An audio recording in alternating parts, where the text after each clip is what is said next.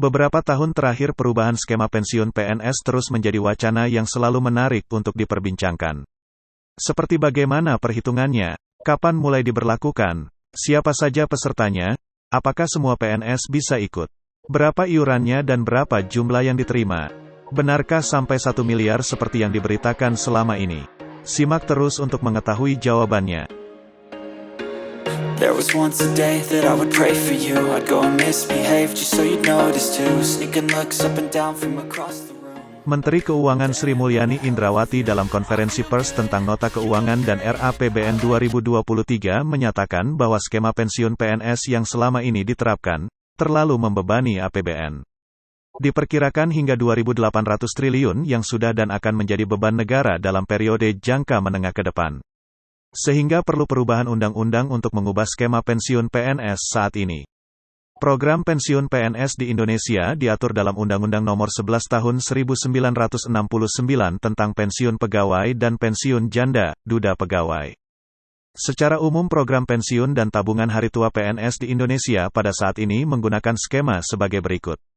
Pertama, skema program pensiun PNS pada saat ini menggunakan skema manfaat pasti, defined benefit, dengan pembiayaan program dengan metode PSU-GO dengan iuran dana pensiun 4,75% gaji pokok. Kedua, perhitungan manfaat pensiun didasarkan pada gaji pokok terakhir yang diterima. Pada saat ini, pembiayaan pensiun PNS seluruhnya berasal dari APBN walaupun setiap bulannya, PNS aktif masih memberikan iuran sebesar 4,75% dari gaji pokok.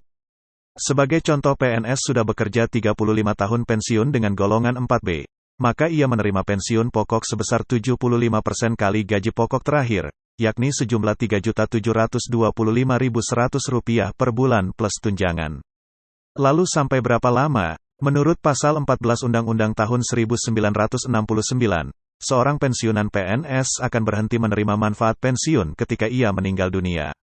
Selanjutnya, kepada janda, dudanya dapat diberikan uang pensiun sebesar 36% dari gaji pokok tadi plus tunjangan.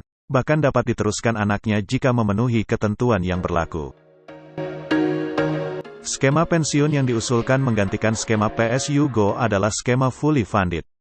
Dalam sistem ini, fully funded adalah metode pembiayaan pensiun di mana besarnya dana yang dibutuhkan untuk pembayaran pensiun dipenuhi dengan cara diangsur bersama-sama melalui iuran antara peserta, dalam hal ini PNS aktif dan pemerintah sebagai pemberi kerja. Secara sederhana, skema fully funded dapat dianalogikan dengan metode perhitungan investasi atau asuransi. Dana pensiun yang terkumpul akan dikelola oleh Taspen atau lembaga tersendiri.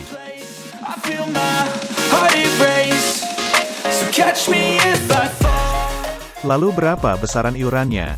Berdasarkan kajian yang pernah dilakukan jajaran Kemenkeu, desain iuran pasti atau defined contribution adalah sebesar 20%.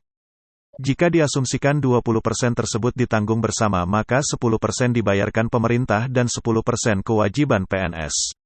Formulanya, pertama, 20% dari gaji pokok sampai usia tertentu. Kedua, 20% dari total penghasilan yang diterima atau take home pay termasuk berbagai tunjangan. Sebagai contoh PNS pensiun dengan masa kerja 35 tahun, rata-rata penghasilan yang diterima 7 juta per bulan. Pemerintah berkontribusi iuran sebesar 10% atau Rp700.000. PNS juga dipotong per bulan 10%. Maka terkumpul Rp1.400.000 per bulannya.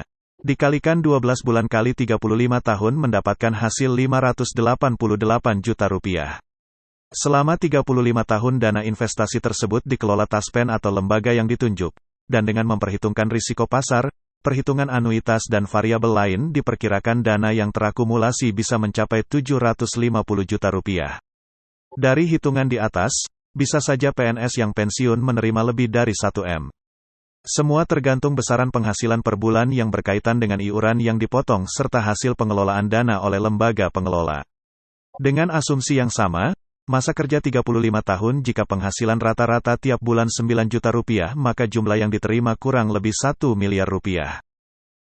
Lalu apakah semua PNS diikutkan dalam skema fully funded atau hanya PNS tertentu saja?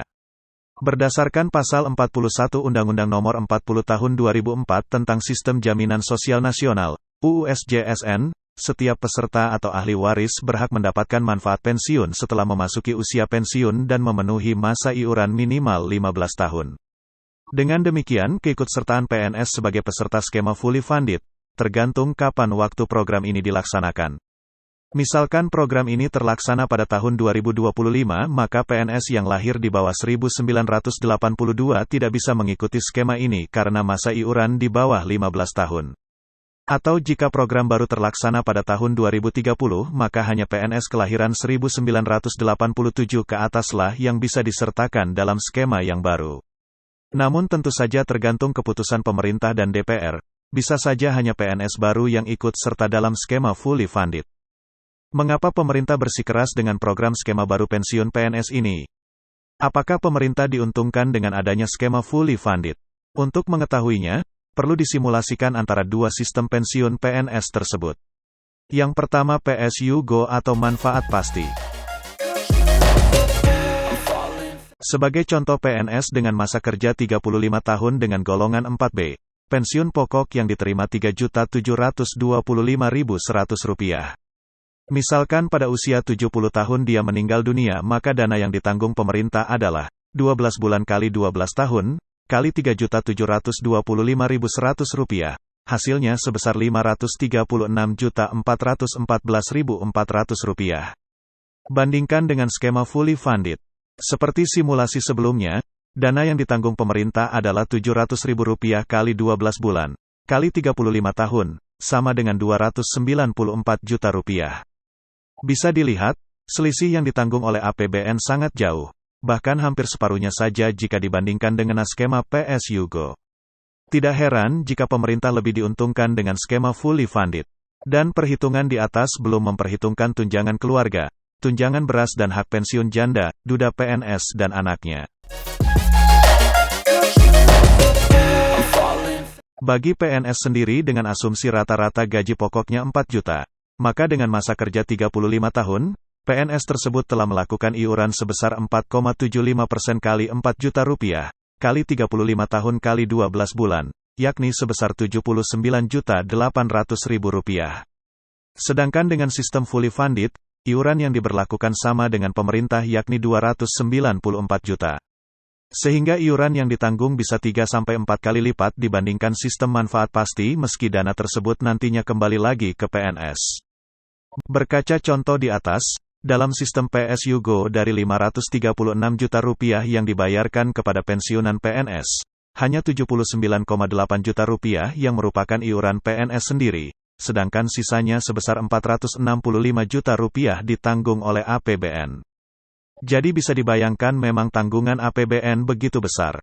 Maka dalam pandangan inilah, skema PSU Go yang saat ini berlaku sesuai Undang-Undang Nomor 11 Tahun 1969 dianggap akan terus membebani APBN. Namun bagi PNS sendiri, iuran yang ditanggung pada sistem fully funded jauh lebih besar dibandingkan dengan skema PSU Go. Dana yang terakumulasi diterima lebih banyak karena memperhitungkan faktor investasi atau pengelolaan dana. Jika tanpa memperhitungkan faktor investasi, skema PSU Go lebih menguntungkan PNS. Jadi menurut hemat penulis, skema baru ini lebih cocok jika diterapkan pada PNS baru. Bagaimana menurut rekan-rekan?